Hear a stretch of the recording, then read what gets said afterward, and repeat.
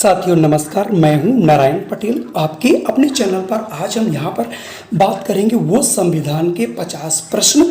इस 50 प्रश्नों में आपको 70 से 80 प्रश्न मिलेंगे, जो कि आपकी चाहे पीएम यशस्वी छात्रवृत्ति योजना हो, चाहे फिर आप सैनिक स्कूल प्रवेश परीक्षा की तैयारी कर रहे हो, या फिर आप राज्य स्तरीय किसी भी छात्रवृत्ति योजना की तैयारी कर रहे हो, या फिर आप किसी वनडे एग्जाम की तैयारी कर रहे हैं, या फिर आप कोई विद्या ज्ञान प्रवेश परीक्षा का भी फॉर्म भरना चाहते हैं, या फिर आप सैनिक स्कूल का भरना चाहते हैं, आप ऑल इंडिया का भरना चाहते हैं, उन सब में सारी ये प्रश्न काम आएंगे। ये वीडियो बहुत बड़ी ना हो, इसलिए हमने इसे 10 से 12 मिनट के अंदर खत्म करने की कोशिश करूंगा। तो आइए फटाफट शुरू कर लेते हैं आज के वो चुनिंदा 50 प्रश्न, जो कि आपको 60 से 70 या 80 प्रश्न यहां पर कवर होंगे।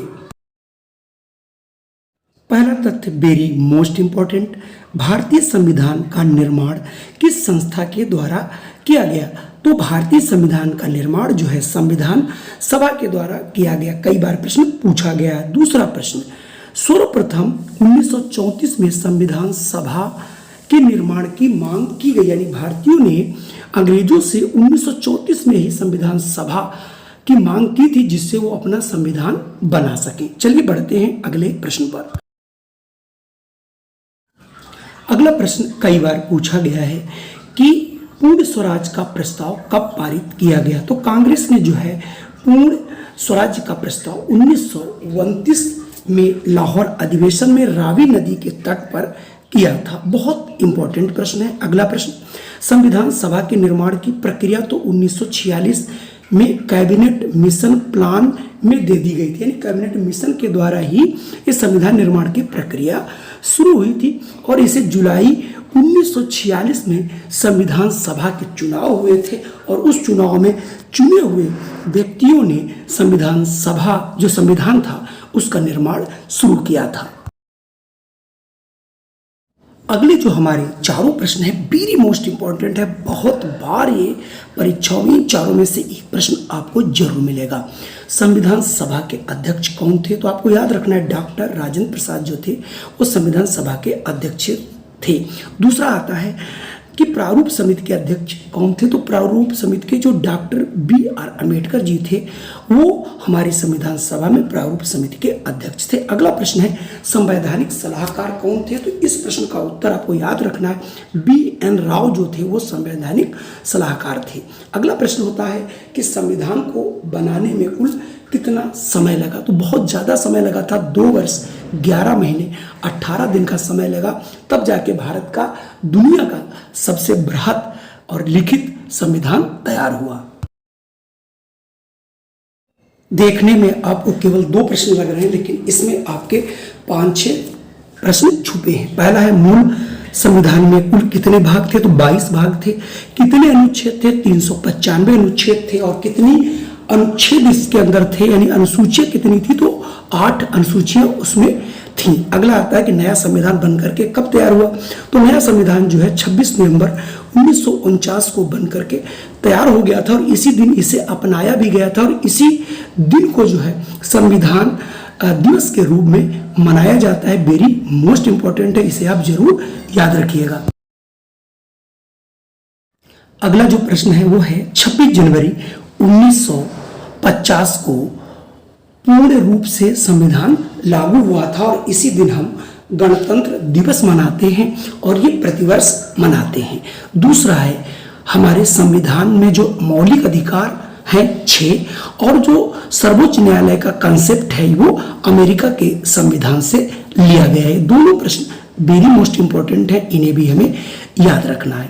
इसी श्रृंखला में अगला हमारा जो प्रश्न है वो प्रश्न है कि संसदीय जो व्यवस्था है वो ब्रिटेन से ली गई है। समवर्ती जो सूची है वो हमारी ऑस्ट्रेलिया के संविधान से ली गई है, और संविधान की प्रस्तावना संविधान का एक भाग है, लेकिन वैधानिक रूप से प्रस्तावना न्यायालय द्वारा लागू नहीं की जा सकती। मतलब इसमें जो लिखा उसे न्यायालय में आप चैलेंज नहीं किया जा सकता, इसका मतलब ये है। अगला प्रश्न पूछा जाता है भारतीय संविधान में कितनी सूचियां हैं।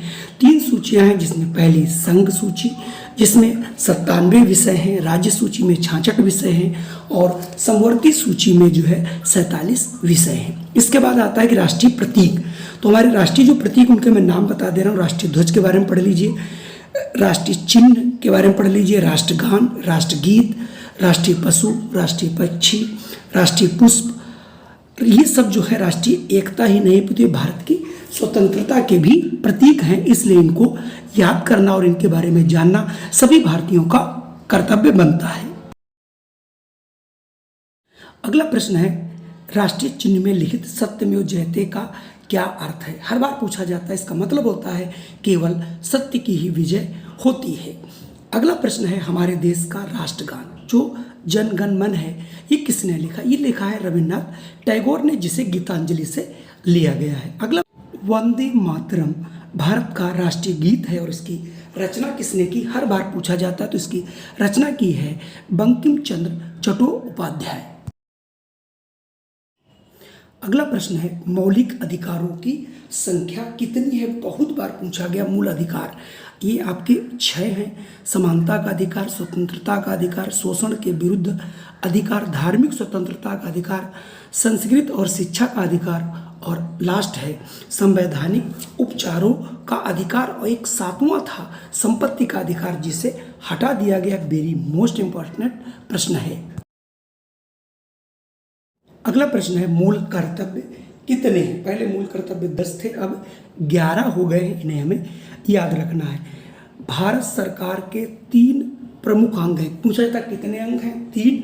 अब ये भी याद कर लीजिए कौन कौन से, विधायिका, कार्यपालिका और न्यायपालिका। इनके बारे में आप थोड़ा सा विस्तृत जरूर पढ़िए, नहीं तो वीडियो बहुत बड़ा हो जाएगा। अगला प्रश्न है माउंटबेटन योजना क्या थी। माउंटबेटन योजना जो है भारत पाक विभाजन की योजना थी। अगला है संविधान सभा के प्रथम वक्ता कौन थे, उनका नाम था डॉक्टर सर्वपल्ली राधाकृष्णन, जो कि हमारे भारत के पहले उपराष्ट्रपति बने तथा दूसरे राष्ट्रपति भी बने। अगला प्रश्न है संविधान की आत्मा किसे कहा जाता है, वो कहा जाता है प्रस्तावना को। अगला प्रश्न है भारत की सर्वोच्च सत्ता किसमें निहित है, वो है जनता में। भारत में सार्वभौमिक मताधिकार आयोग, यानी आप कितने वर्ष पूर्ण करने पर वोट डाल सकते हैं, तो उनके लिए उम्र है 18 वर्ष। प्रेस की स्वतंत्रता हमारा मौलिक अधिकार प्रश्न है।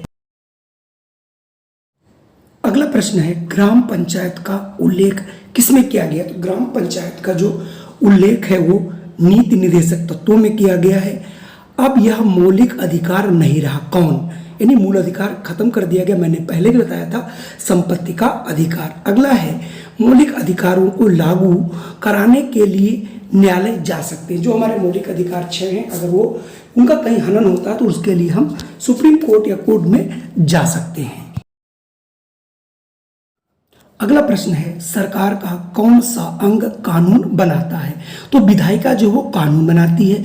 अगला है संसद कैसे बनती है। संसद 3 चीजों से बनती है, राष्ट्रपति, लोकसभा और राज्यसभा से।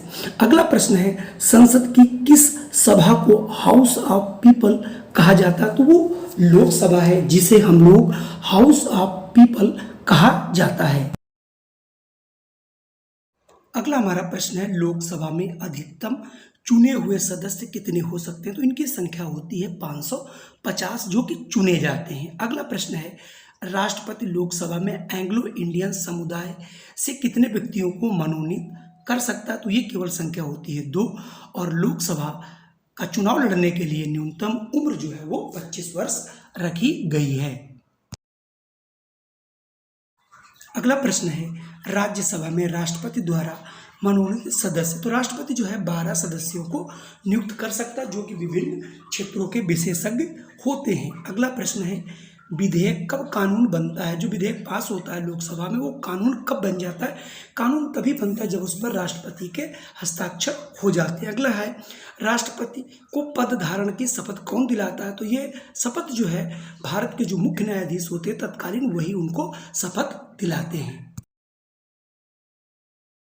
अगला प्रश्न है भारत के प्रथम राष्ट्रपति कौन थे। तो पहले राष्ट्रपति डॉक्टर राजेंद्र प्रसाद जी थे। अगला है मानवाधिकार दिवस कब मनाया जाता है? तो मानवाधिकार दिवस जो है वो 10 दिसंबर को मनाया जाता है। अगला है, भारत की संसद पर आतंकी हमला कब हुआ था? तो ये हुआ था 13 दिसंबर 2001 को। अगला है, पंचायत के स्तर कौन से? तो पंचायत के 3 स्तर होते हैं, सबको याद रखना है। ग्राम पंचायत, ग्राम समिति, जिला पंचायत या जिला परिषद। कुल मिला के ये हमारे आज के 50 प्रश्न थे। इन प्रश्नों में लगभग आपके 75 से 80 प्रश्न जुड़े थे, जिन्हें आप देख करके अपनी परीक्षा को सफल बना सकते हैं। जय हिंद, वंदे मातरम। इसी प्रकार के वीडियो पाने के लिए आप हमारे इस वीडियो पर पहली बार आए तो हमारे चैनल को सब्सक्राइब कर लीजिए। जय हिंद, वंदे मातरम।